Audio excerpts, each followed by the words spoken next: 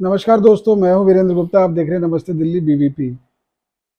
देखिए, बागेश्वर धाम का दरबार सजा और भव्य तरीके से सजा, पूरी धूमधाम से सजा। और और जो इनका देखिए जलवा होता है वो दिल्ली में भी दिखाई दिया। आपने देखा होगा पिछली बार जब बिहार में गए थे, पटना में, तो जो 4 लाख की कैपेसिटी के पंडाल थे, 3 पंडाल वहां बनाए गए थे। 4 लाख की कैपेसिटी के पंडाल थे, लगभग 8 लाख की जनता वहां पर इकट्ठा हो गई थी। तो इन्हें अपनी सभा में अनुरोध करना पड़ा था जनता से कि कृपया करके जो आज आए हैं वो कल ना आए। इससे आप अंदाजा लगा सकते हैं कि इनकी लोकप्रियता का आलम क्या है। देखिए, 26-27 वर्षीय एक नवयुवक सनातन धर्म का झंडा कितनी मजबूती से बुलंद कर रहे हैं, ये बागेश्वर धाम सरकार धीरेन्द्र शास्त्री जी बता रहे हैं। और सबसे बड़ी बात तो यह है कि इस धर्म की बातों में कोई ये नहीं है कि बुजुर्ग लोग या जो सीनियर सिटीजन है वही आते हैं। बड़ी हैरान करने वाली बात तो ये है कि इनकी सभाओं में जो देश का युवा वर्ग है वो ज्यादा आता है, और ये एक बड़ा बदलाव है। देखिए, आज़ादी मिलने के बाद किसी भी सरकार ने, जो भी सरकारें रही हैं इसमें भारत में, कभी भी किसी ने धर्म प्रचार को अच्छा नहीं माना। और बीजेपी जो हुआ करती थी उस समय, उसको इन्होंने जनसंघ, पहले जनसंघ हुआ करती थी, उसको सांप्रदायिक पार्टी कह के, सांप्रदायिक पार्टी मतलब एक तरह की गाली समझ लीजिए, इस तरह का भाव रहता था। और गर्व से कोई हिंदू कहना है तो कोई सोच भी नहीं सकता था। आरएसएस के कुछ लोग अपने आप को कहते थे हिंदू, लेकिन उनको बड़ी हेय दृष्टि से देखा जाता था। लेकिन अब ये बदलाव आपको बिल्कुल आश्चर्यचकित कर देगा। धीरेन्द्र कृष्ण शास्त्री, देखिए, ये तो एक ब्रांड एम्बेसडर बन गए हैं सनातन धर्म के और पूरे भारतवर्ष के। ये मैं इसलिए कह रहा हूं कि विदेशों में भी इन्होंने अपना लोहा मनवा दिया है, चाहे वो ब्रिटिश की संसद हो या कोई भी देश हो। अब तो पिछले 8-10 देशों में जा चुके हैं, और सीधा वहां के जो सत्ताधारी पार्टी होती है उनके लोगों का जमावड़ा, भारतवंशियों का जमावड़ा। और एक भी कोई ऐसा मुझे केस नजर नहीं आया जिसने इनके ऊपर कोई उंगली उठाई हो।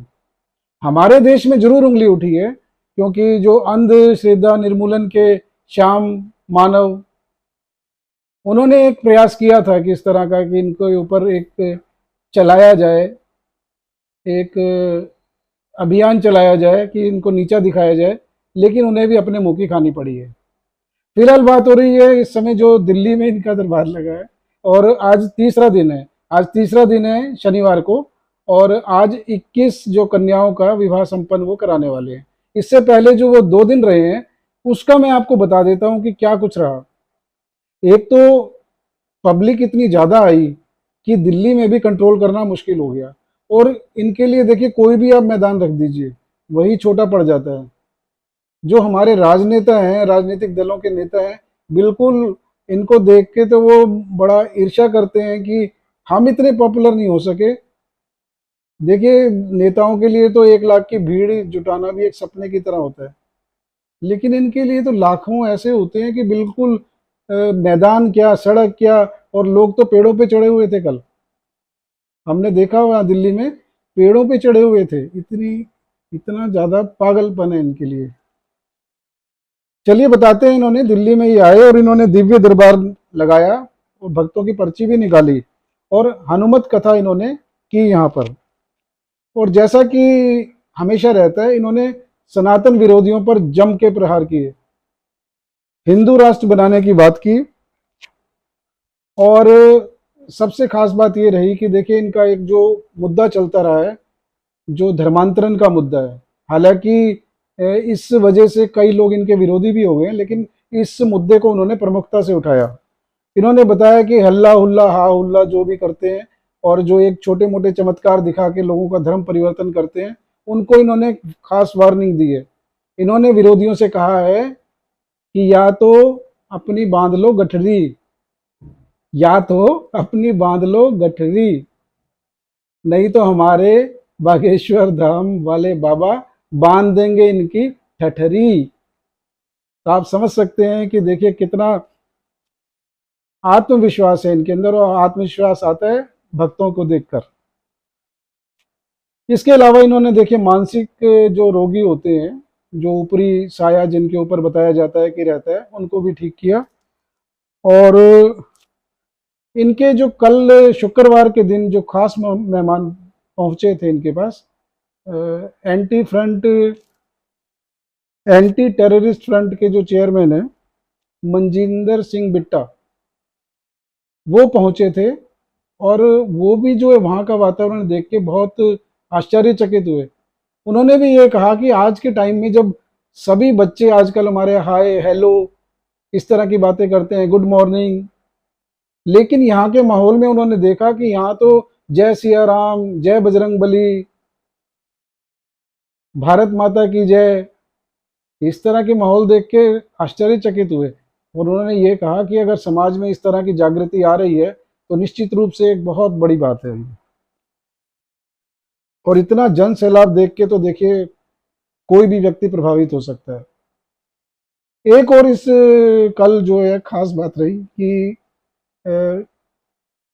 फ्री की रेवड़ी। अब जाने अनजाने जैसे भी हो, उन्होंने एक राजनीतिक दल को घेर लिया। फ्री का तो लालच देखिए, आप जानते ही हैं कि आम आदमी पार्टी, केजरीवाल जी इस तरह की अपनी राजनीति को वो चला रहे हैं जैसे तैसे, लेकिन धीरेन्द्र शास्त्री जी ने इनको भी नहीं छोड़ा। इन्होंने एक देखिए फ्री का उदाहरण दिया चंगीलाल के माध्यम से।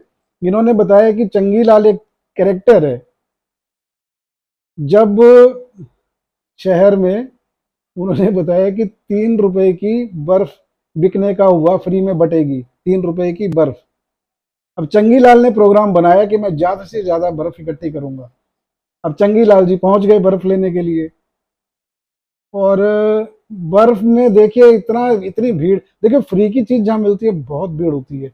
और जो पहुंच गए भीड़ में, और धक्का मुक्की दे घसूंड दे लाते, उनका जो है ना कुर्ता भी फट गया, बनियान भी फट गया, लेकिन इतना सब कुछ होने के बाद भी उन्होंने फ्री की बर्फ ले ली और बड़े नाचते कूदते हुए घर पे पहुंचे और बड़ी शान से बताया, देखो मेरा 600 रुपए का कुर्ता फट गया, 40 रुपए की बनियान फट गई, लेकिन देखिए फ्री की बर्फ लेके आया हूं।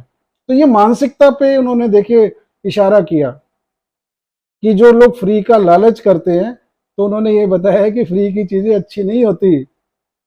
अब उनकी इस बात से हो सकता है कि एक खास ये राजनीतिक दल है, इसके कुछ कार्यकर्ता या नेता शायद चढ़ गए हों, लेकिन ये बात अपनी प्रमुखता से रखते हैं, किसी को अच्छा लगे बुरा लगे, नो टेंशन नो मेंशन।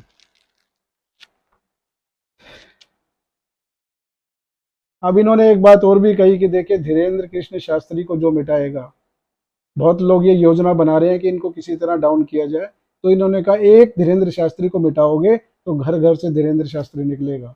ये एक इनका आत्मविश्वास बोलता है। इन्होंने ये भी बताया कि हर हिंदू को एक स्वाभिमान के लिए, एक अपने धर्म के अभिमान के लिए अपने घर के बाहर भगवा झंडा लगाना चाहिए, ताकि वो परिचय दे कि वो सनातन धर्मी है। इन्होंने ये भी कहा कि देखिए मध्य प्रदेश में जब हम सभा करते हैं तो हम लोग ये कहते हैं कि अपनी आवाज को इतना बुलंद करो कि दिल्ली तक पहुंचे, और दिल्ली आकर हम ये कह रहे हैं कि अपनी आवाज को इतना बुलंद करो कि सीधी परमात्मा तक पहुंचे। तो देखिए दर्शकों, ये है बागेश्वर धाम का जलवा। अब आपकी इसके बारे में क्या राय है? ये एक मात्र ढकोसला है, या एक सामान्य कथावाचक है, या वास्तव में इनके पास एक ऐसी शक्ति है जो जनता को प्रभावित कर सकती है? चलिए मिलेंगे अगले मुद्दे के साथ। जय सिया राम।